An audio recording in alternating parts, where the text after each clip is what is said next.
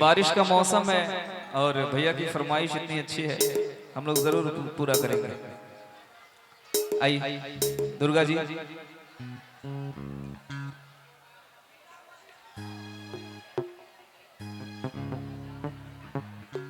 बहुत ही प्यारे से गीतों के साथ आप सब उपस्थित थे। दुर्गा जी और सेरा लोहार भैया जी जिनके माध्यम से आप लोग आनंद उठा रहे हैं, भाई उन्हीं के माध्यम से इधर से शुक्रिया।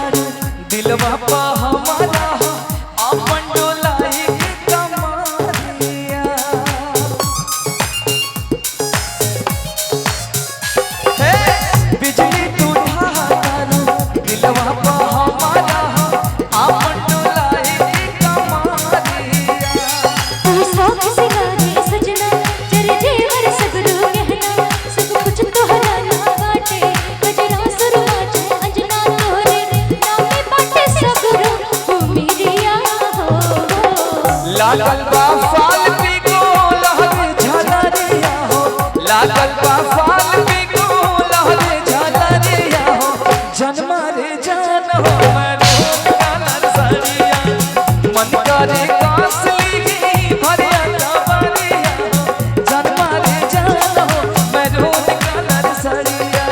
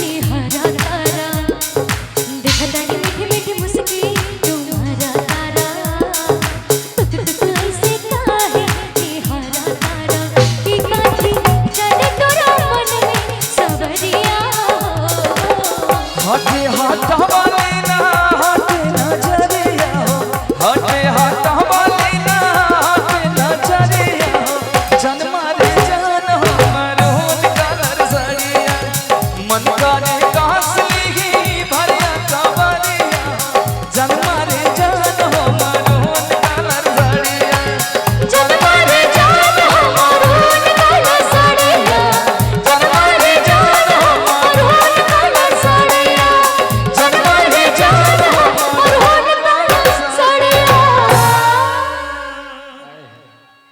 अगर अच्छा लगा तो एक बार जोरदार ताली से आप लोग साथ हैं।